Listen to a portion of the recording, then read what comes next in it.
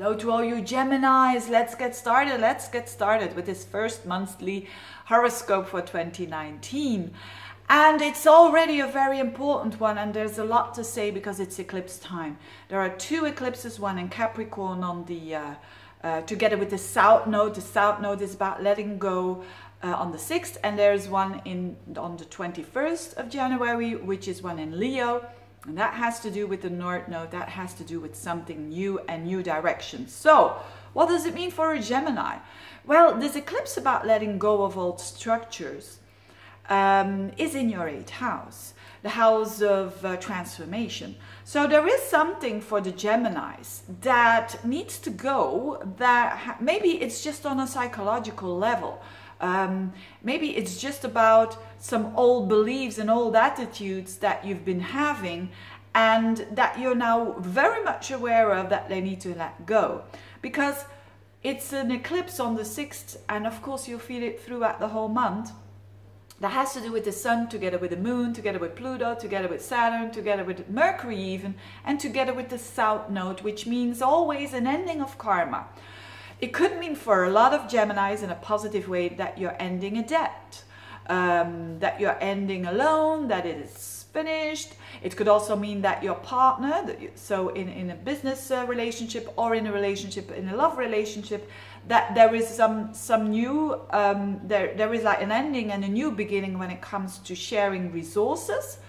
There could be also when it comes to inheritances, a cycle that closes there, that there is like new, how would I say that? Things become very clear and that you have to let go of, you know, that you have to, but it could mean the end of it, you know. Let's say that you had an inheritance struggle going on there and now it's the closing up of it. And mind you that this is happening in your 8th house in January, but it is for like 6 months onwards that you're gonna feel that energy. So there is something there that has to do with a letting go of old structures. So the best attitude for the Gemini here is to do what you need to do and then let go of it, and then you'll have the biggest success there.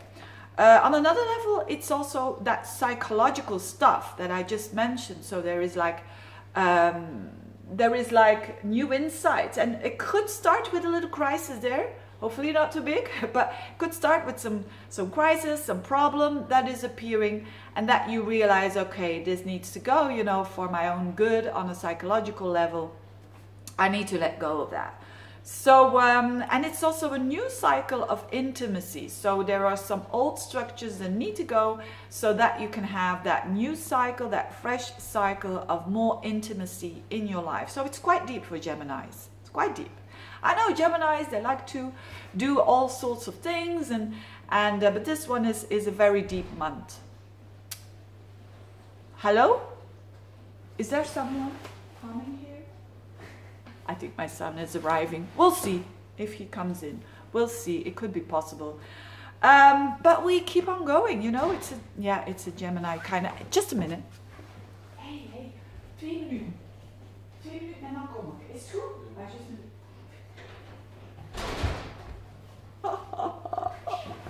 I'm just putting away, you know, sending away my son.